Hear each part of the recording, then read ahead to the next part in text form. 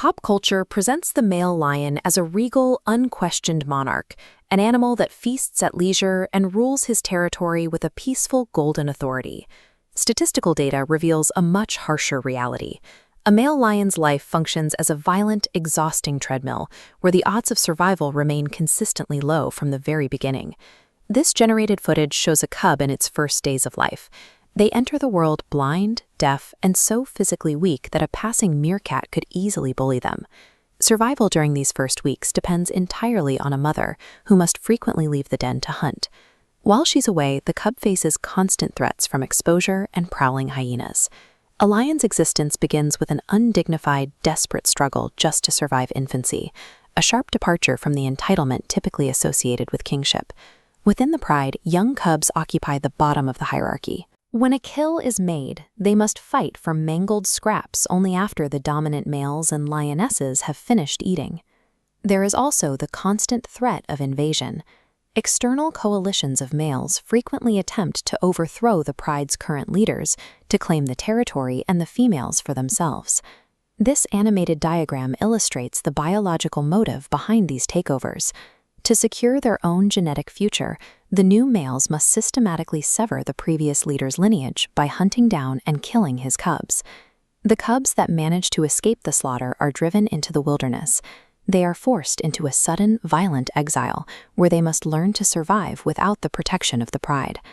Birth into a dominant bloodline serves as a biological target, marking a cub for extermination by the next regime rather than guaranteeing a future crown.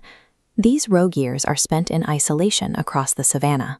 Without a cry to help them hunt, exiled adolescents often rely on small, meager prey like rodents, lizards, and guinea fowl. This generated video captures the reality of their status. We see an unkempt young male forced to abandon his meal and flee in terror as a pack of hyenas approaches. To survive, many of these lions pivot to a strategy of theft. They spend their time waiting for hyenas to make a kill, then rush in to scavenge the leftovers. The savanna's most famous predator spends these formative years as an opportunistic scavenger, surviving on the margins of the ecosystem. At full maturity, rogue coalitions seek out prides led by aging males, launching a violent assault to overthrow them and seize control. Success in battle is immediately followed by the brutal elimination of the defeated leader's offspring, clearing the way for the new coalition's bloodline.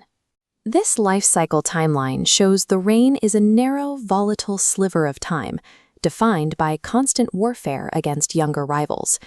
Paranoia defines this period. To protect his position, a king must drive his own sons out, forcing them back into the cycle of exile. The physical demands of constant defense and internal policing rapidly deplete the king's strength. After only a few years, his body begins to show the wear of perpetual combat.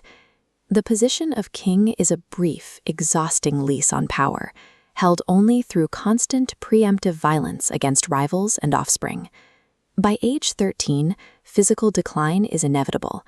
A younger, stronger coalition will eventually appear, guaranteeing a violent overthrow of the aging leader. Once cast out, the injured male loses the support of the lionesses who provided his food. For the first time in years, he is forced to hunt entirely for himself. His success rate plummets. He lacks the speed to catch gazelles, and eventually struggles to take down even slow-moving prey like wild boars. We see the final outcome of that decline. An old, scarred lion is displaced from a meager meal by the very hyenas he once dominated. After weeks without a successful catch, the lion's body yields to starvation. He becomes completely vulnerable in the open landscape where he once ruled. The male lion ends his life as he began it, weak, hungry, and hiding. This cycle demonstrates that the king of the jungle label is a human projection onto a relentless and mechanical biological process.